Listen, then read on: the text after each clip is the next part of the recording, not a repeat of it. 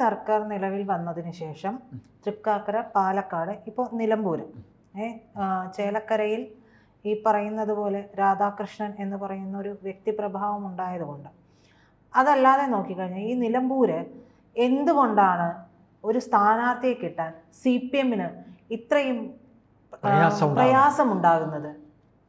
അതായത് പ്രീത പറഞ്ഞ ഇപ്പൊ രാഹുൽ മാങ്കൂട്ടത്തിൽ ചോദിക്കുന്നുണ്ട്, ധൈര്യമുണ്ടെങ്കിൽ M സ്വരാജിനെ അവിടെ സ്ഥാനാർത്ഥിയാക്കുമെന്ന് നിലമ്പൂര്. ആ ചോദ്യം കറക്റ്റ് ചോദ്യമാണ്. അതായത് ഇതിലൊറ്റ കാര്യം മാത്രമേ സംസാരിക്കാനുള്ളൂ. പ്രീത പറഞ്ഞു തൃക്കാക്കര ഒരു സ്ഥാനാർത്ഥിയെ കിട്ടാൻ പ്രയാസപ്പെട്ടു, പാലക്കാട് പ്രയാസപ്പെട്ടു, ചേലക്കര മാത്രം അവർക്ക് ആളെ കിട്ടി. അപ്പോൾ നമുക്ക് ഉപതെരഞ്ഞെടുപ്പുകളെന്ന് പറയുമ്പോഴും അല്ലെങ്കിലും CPM എന്ന് പറയുന്ന പാർട്ടി ഇപ്പോൾ അഭിമുഖീകരിച്ചുകൊണ്ടിരിക്കുന്ന നിരവധി പ്രശ്നങ്ങളിൽ ഒന്നാണ് അവർക്കൊരു നല്ല വ്യക്തിത്വത്തെ, അല്ലെങ്കിൽ പാർട്ടിക്ക് ഒരു നല്ല വ്യക്തിത്വത്തെ കണ്ടെത്താനോ അല്ലെങ്കിൽ പാർട്ടിയിൽ അങ്ങനെ ഒരു നല്ല വ്യക്തിത്വമോ അവർക്ക് ചൂണ്ടിക്കാണിക്കാനില്ല. ഇപ്പോൾ തൃക്കാക്കരയുടെ കാര്യം എടുക്കുമ്പോൾ ഇവിടെ അവർ നിർത്തിയത് ഒരു ഡോക്ടറെയാണ്. ഉമാ തോമസ് എന്ന നേതാവിനെതിരെ മത്സരിക്കാൻ ഇവിടെ എന്താ ഒരു നേതാവ് വേറെ CPM-ൽ ആരുമില്ലേ? CPM-ൽ ഇവിടെ ഉമാ തോമസിനെതിരെ മത്സരിക്കാൻ വ്യക്തിത്വമുള്ള ആരുമില്ലേ? ഒരൊറ്റ സംശയം അത് മാത്രമേ ചോദിക്കാനുള്ളൂ. അതെന്തുകൊണ്ടാണ് കഴിയാത്ത, അങ്ങനെ ഒരു തീരുമാനം എടുക്കാൻ കഴിയാത്ത എന്തുകൊണ്ടാണ്? CPM-നകത്തെ ചില താല്പര്യങ്ങളാണ്. ഈ ഡോക്ടറെ സ്ഥാനാർത്ഥി പ്രഖ്യാപനം വന്നത് ഹോസ്പിറ്റലിന്റെ ഉള്ളിൽ വെച്ചാണ്. അത് വലിയ വിഷയങ്ങളൊക്കെ ആയി. അതെ, ഡോക്ടർക്ക് അത് രാജീവാണത് കണ്ടെത്തുന്നത്. ആര്? മന്ത്രി രാജീവ്. രാജീവാണെന്ന് പാർട്ടിയുടെ ഇവിടുത്തെ സെക്രട്ടറി ആയിരുന്നത്, ജില്ലാ സെക്രട്ടറി അന്ന് രാജീവാണ്. അപ്പോൾ ഇതിനകത്ത് നമ്മൾ നോക്കുമ്പോൾ ഒന്ന് തുറന്നു പറയുകയാണെങ്കിൽ ചില കച്ചവട താല്പര്യങ്ങളാണ്, ചില കച്ചവട താല്പര്യങ്ങൾ. അത് ഈ പറയുന്ന സമൂഹത്തിന് അറിയാം. അതിൽ ഈ പറയുന്ന നമ്മൾ അറക്കേണ്ട കാര്യവുമില്ല. CPM അങ്ങനെ ആയിത്തീർന്നു. CPM അങ്ങനെ ആയിത്തീർന്നു.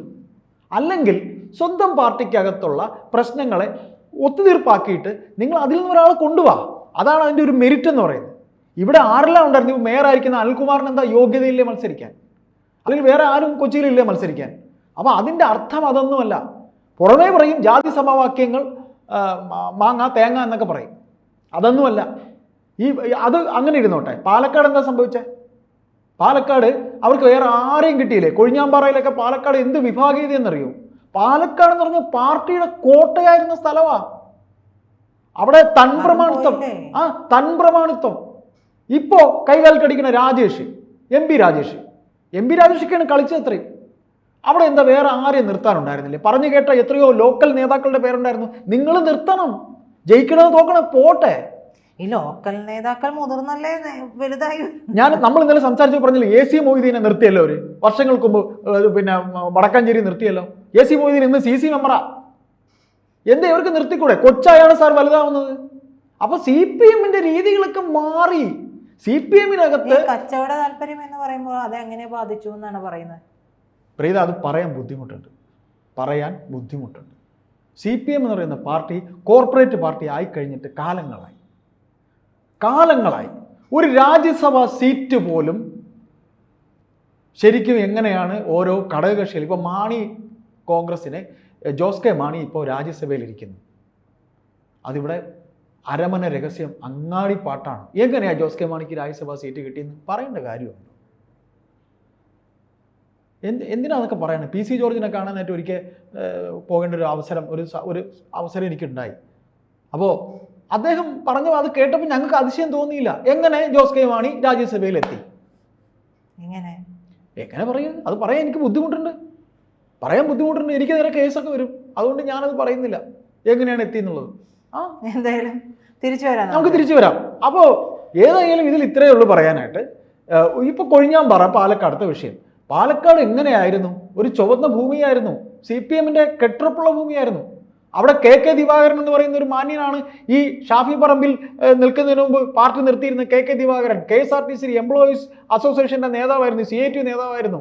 2 തവണ പച്ച മലയാളത്തിൽ പറഞ്ഞെങ്കിൽ ആ ഐറ്റത്തിനെ ജയിപ്പിച്ചു വിട്ടു പാലക്കാടുള്ളവർ. ഐറ്റത്തിനെ അത്ര നല്ല വെടക്കായിരുന്നു KK ദിവാകരൻ. ആ KK ദിവാകരനെ മടുത്താണ് ഷാഫിയെ പോലൊരു ചെറുപ്പക്കാരനെ അവർ ജയിപ്പിച്ചത്. അപ്പം ഷാഫി മാറിക്കഴിഞ്ഞ് രാഹുൽ മാങ്കൂട്ടം വന്നിട്ട് ഇവർക്കൊരു സ്ഥാനാർത്ഥിയെ കിട്ടാനില്ല. പിന്നെ ഇവർക്കൊരു വിട്ടുകൊടുക്കുന്നു എന്നാണോ പറയുന്നത്? അല്ല, അവർക്കൊരു ധാരണയുണ്ട്. CPM ചിലപ്പോഴൊക്കെ അവർ പറയുന്ന, അവർ ചെയ്യുന്നതൊക്കെ ഭയങ്കര ബുദ്ധിപരമായ ചിന്തകളെന്നാണ്. ബുദ്ധിയാണ് അവർ കാണിക്കുന്നത്. അവർ ബുദ്ധി കൊണ്ട് തല പൊട്ടി ഇങ്ങനെ അങ്ങ് പെരുവി ഇങ്ങനെ നിൽക്കുന്നവരാണ്. അവർ പണ്ട് വർഷങ്ങൾക്ക് മുമ്പ് ചില ഉട്ടോപ്യൻ രീതികളൊക്കെ കാണിച്ചിട്ടുണ്ടാവും. ഇപ്പോൾ ഹംസയെ കോൺഗ്രസിൽ നിന്ന് പിണങ്ങി നിന്ന ഹംസയെ കൊണ്ടു നിർത്തി. ചിലപ്പോൾ പൊട്ട മാവിൽ എറിഞ്ഞാൽ ഒരിക്കൽ കല്ല് ചിലപ്പോൾ കൊണ്ടൊരു മാങ്ങ വീഴും. അതെല്ലായ്പ്പോഴും ഈ പറയുന്നത് പോലെ ഫലിക്കില്ല. ഓരോ തവണയും പുതിയ തന്ത്രങ്ങളല്ലേ പയറ്റേണ്ടത്. ഒരു രാഷ്ട്രീയം എന്ന് പറയുമ്പോൾ രാഷ്ട്രീയം പുതിയ തന്ത്രങ്ങളൊക്കെ തന്നെ ആയിരിക്കും. എന്നാലും ഞാനൊരു കാര്യം ചോദിക്കട്ടെ, ഇപ്പോൾ അവരുടെ പാർട്ടിക്കകത്തുണ്ടായിരിക്കുന്ന പ്രശ്നങ്ങൾ അത് തീർത്തിട്ട് അവിടെ നിന്നൊരാളെ നിങ്ങൾ കൊണ്ടുവന്ന് അത് ജയിക്കുകയോ തോക്കുകയോ ആ പ്രക്രിയ അങ്ങ് തീർക്കാൻ പറ്റുമല്ലോ. ഇപ്പൊ പാലക്കാട് പാർട്ടിക്കുള്ളിൽ നിന്ന് ഒരാളെ കൊണ്ടുവരാൻ അതൊരു അഭിമാനമാണ്. ഞങ്ങൾക്ക് നിർത്താൻ ഒരു സ്ഥാനാർത്ഥി. ഇന്നിപ്പോ രാഹുൽ മാങ്കൂട്ടൻ ചോദിച്ചു, നിങ്ങൾക്ക് എം സ്വരാജിനെ നിർത്താൻ ഒരു ചങ്കുറ്റം ഉണ്ടാന്ന് ചോദിച്ചില്ലേ? അതാണ് ചോദ്യം. എം സ്വരാജ് നിൽക്കണം മലപ്പുറത്ത്, തോറ്റാലും ജയിച്ചാലും. ഇപ്പൊ മലപ്പുറത്ത് നോക്കിക്കൊണ്ടിരിക്കുക. എം സ്വരാജിന് എന്താ ഇതൊന്നും ഇല്ലേ, യോഗ്യതയില്ലേ? എം സ്വരാജിന് യോഗ്യതയുണ്ട്.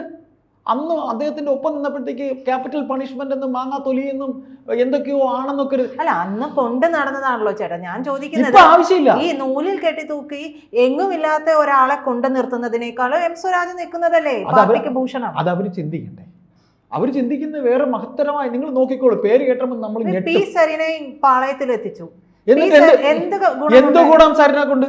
ചെറിയാമ്പലിപ്പ് പോയതുപോലെ സരിൻ തിരിച്ചു പോകും. നിങ്ങൾ നോക്കിക്കോ, വേണമെങ്കിൽ ഇന്ന് എഴുതി വെച്ചോ, സരിൻ തിരിച്ച് എന്ന് സരിൻ തികഞ്ഞൊരു അവസരവാദിയാണ്. സരിന്റെയും സരിന്റെ ഭാര്യയുടെയും പല പോസ്റ്റുകളും കൂടി കണ്ടുകഴിഞ്ഞിട്ടുണ്ടെങ്കിൽ ഒരു തികഞ്ഞ അവസരവാദിയാണ്.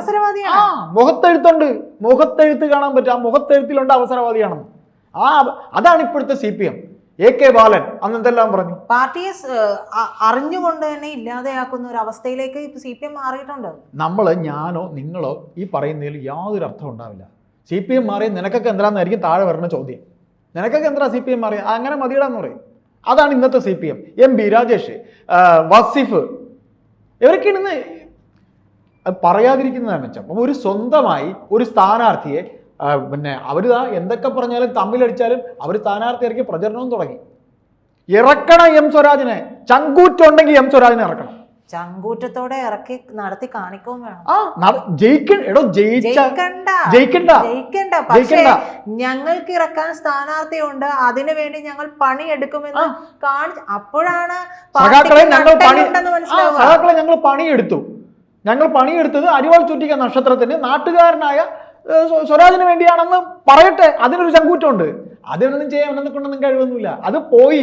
അതെന്ന് പോയി എന്ന് വെച്ചാൽ കഴിഞ്ഞ 15 വർഷം 20 വർഷമായിട്ട് ഒരു പ്രമുഖ വ്യക്തിത്വം, ഇന്നത്തെ മുഖ്യമന്ത്രി എന്ന് പാർട്ടിയുടെ സെക്രട്ടറി ആയോ അന്ന് മുതൽ ഇതൊക്കെയാണ് CPM-ൽ നടന്നുകൊണ്ടിരിക്കുന്നത്. അടി നടക്കുന്നിടത്ത് അടി നടക്കട്ടെ. ഇപ്പോൾ ക്യാൻസർ വന്ന ശരീരഭാഗത്തിന് മരുന്ന് ചെയ്ത് അവിടെ അതിന് ആ കോശങ്ങളെ വളർത്തുക എന്നുള്ളതല്ല, അതങ്ങനെ കിടന്ന് അഴിവ് പൊയ്ക്കൊണ്ടിരിക്കട്ടെ. പുതിയ ഒരെണ്ണത്തിനെ നമുക്ക് കൊണ്ടുവരാം. എന്നിട്ട് അതുകൊണ്ട് നേട്ടം ഉണ്ടാക്കാം. നിങ്ങൾ നോക്കിക്കോ, ഞാനും നിങ്ങളൊക്കെ ചോദിക്കും, ഇത് ആര് ഈ സ്ഥാനാർത്ഥി ഇവിടെ നിർത്തിയിരിക്കണം? ഏതെങ്കിലും ഒരു പേര്, ഒരു ഡോക്ടർ ഇന്നാര്, എന്നിട്ട് പറയും ഓ ഡോക്ടർ മറ്റേ അവിടെ ഇത്രയും ഭയങ്കര ഇൻഫ്ലുവൻസ് ഉള്ളവനാണ്, അങ്ങനെയാണ് ഇങ്ങനെയാണ്. ഒരു ചുക്കും നടക്കില്ല. ഈ പാർട്ടി ഇവിടെയും ഇപ്പൊ ആര്യാടൻ മുഹമ്മദ് എൻ്റെ മകൻ ഈ പറയുന്ന ആര്യാടൻ മുഹമ്മദിന്റെ മകൻ ആര്യാടൻ ഷൗക്കത്ത് ഏറ്റവും കുറഞ്ഞൊരു നല്ല ഭൂരിപക്ഷത്തിൽ, മൃഗീയം അല്ലെങ്കിൽ ഒരു അസൽ അന്തസ്സുള്ള ഭൂരിപക്ഷത്തിൽ ജയിക്കും. ബാക്കി ഫാക്ടറൊക്കെ പിന്നത്തെ കാര്യം. എൻ്റെ ഒരു സംശയമാണ്, കോൺഗ്രസിനെ ജയിപ്പിക്കാമെന്ന് എന്തെങ്കിലും ധാരണയുണ്ടോ? അങ്ങനെയൊന്നുമില്ല. കോൺഗ്രസിനെ ജയിപ്പിക്കാൻ അങ്ങനെയൊന്നുമില്ല. പിന്നെ എന്തുകൊണ്ടാണ് പാർട്ടിക്ക് ഇത്രയും മടി? മടിയൊന്നുമല്ല പ്രീത, ഇത് മടിയൊന്നുമല്ല. ഇത് കച്ചവടം നടന്നുകൊണ്ടിരിക്കുക. നല്ല ഗീവ് ആൻഡ് ടേക്ക്, നല്ല രീതിയിലുള്ള ബിസിനസ് മാർക്കറ്റിംഗ് നടന്നുകൊണ്ടിരിക്കുക. ഇങ്ങനെ പേരുകളൊക്കെ വന്നുകൊണ്ടിരിക്കുക. ഒരാൾ ഇത്ര ഞങ്ങൾക്ക് ഇപ്പൊ സ്ഥാനാർത്ഥി മോഹികൾ ഇല്ലാതില്ലല്ലോ. പോസ്റ്ററിലൊക്കെ ഇങ്ങനെ കൈയൊക്കെ കുപ്പിന്ന് ചിരിക്കുന്ന ഒരു 10 പടവും ആളും മാനവും ഒരു സ്ഥാനാർത്ഥിയാവുന്ന വലിയ കാര്യമല്ലേ? അതും CPM-ന്റെ സ്വതന്ത്രൻ എന്ന് പറയുമ്പോൾ CPM സ്വതന്ത്രനായിരിക്കും. എത്ര സ്ഥലത്ത് ഇനി സ്വതന്ത്രനെ നിർത്തുന്നേ? പാർട്ടി ചിഹ്നത്തിൽ മത്സരിക്കുന്നതല്ലേ? അല്ലല്ല, അങ്ങനെയൊന്നും നിർത്താനും കഴിയില്ല. അത്ര കണ്ട് ഈ പാർട്ടി തീർന്നുപോയി. ഈ പാർട്ടി അത്ര കണ്ട് മൂല്യച്യുതി ബാധിച്ചു പോയി. കാര്യം ആദ്യം നമ്മളൊരു പഴഞ്ചൊല്ല് പറയും, ആദ്യം സ്വന്തം വീട്ടിലെ കാര്യം ശരിയാക്കുക, എന്നിട്ട് നാട്ടുകാരെ പറയുക പോവുക. അല്ലെങ്കിൽ സ്വന്തം ശരീരത്തിന്റെ ഫാൾട്ട് തീർക്കുക, എന്നിട്ട് മറ്റുള്ളവന്റെ ശരീരത്തിന്റെ ഫാൾട്ട് തീർക്കാൻ പോവുക. ഇതിപ്പോൾ ഈ പറയുന്ന പോലെ പാലക്കാട് ഉണ്ടായ വിഷയം തന്നെ അതിന് ഏറ്റവും വലിയ ഉദാഹരണം അല്ലേ? ഈ എറണാകുളത്ത് നടന്ന ഉദാഹരണം. അതൊക്കെ വലിയ കണ്ടുപിടുത്തങ്ങളാണ് പ്രീത എന്തായി പറയുന്നത്? ചേലക്കര പോലെ അവിടെ ഒരു എന്താ പറയാ, അവിടെ ഒരു പൊട്ടിക്കുക രാധാകൃഷ്ണനെ ഇല്ലാതെ, പക്ഷേ അദ്ദേഹത്തെ അറിയുന്ന ജനം അദ്ദേഹത്തിന് വോട്ട് ചെയ്തതാണ്. അത് പിണറായി അതെ, പിണറായി വിചാരിച്ചത് അവിടെ പൊട്ടുമെന്നാണ്, പക്ഷെ പൊട്ടിയില്ല. അല്ല, പിണറായിക്ക് അങ്ങനെ ഒരു തോന്നൽ ഉണ്ടായിരുന്നില്ല. കാര്യം അദ്ദേഹത്തിനെ മാറ്റിയിരുന്നാലും അവിടെ ഇപ്പൊ നിർത്തിയ സ്ഥാനാർത്ഥി ചേലക്കര എന്തായാലും രാധേട്ടൻ എന്ന് പറയുന്ന അദ്ദേഹം രാധാകൃഷ്ണൻ എന്ന് പറയുന്ന നേതാവിനോടൊരു ഇഷ്ടമുണ്ട് ആൾക്കാർക്ക്. ആ ഇഷ്ടം പിണറായി അല്ല ഇനി ആര് വിചാരിച്ചാലും ഒന്നും ചെയ്യാൻ പറ്റില്ല. അപ്പോൾ ഇതിൽ ഇത്രേ പറയാനുള്ളൂ. ഈ പറയുന്ന ഈ CPM എന്ന് പറയുന്ന പാർട്ടിക്ക് ഒരു സ്ഥാനാർത്ഥിയെ ഒരു സ്വന്തം പാർട്ടി ചിഹ്നത്തിലായിക്കോട്ടെ അല്ലെങ്കിൽ ആയിക്കോട്ടെ, പ്രീതിക്കൊരു കാര്യം അറിയാവോ? CPM-ലൊക്കെ നേരത്തെ ഒരു സ്വതന്ത്രൻ നിന്നാൽ പാർട്ടി ചിഹ്നം കൊടുക്കില്ലായിരുന്നു. ഇപ്പൊ വളരെ ഈസിയാണ് പാർട്ടി ചിഹ്നം. പാർട്ടി ചിഹ്നത്തിനൊന്നും ഇപ്പൊ ഒരു വിലയില്ല. ഇപ്പൊ വോട്ട് ചെയ്യണ കുറെ അന്തം കമ്മികൾക്ക് പാർട്ടി ചിഹ്നത്തിനോടൊരു വിലയുണ്ട്.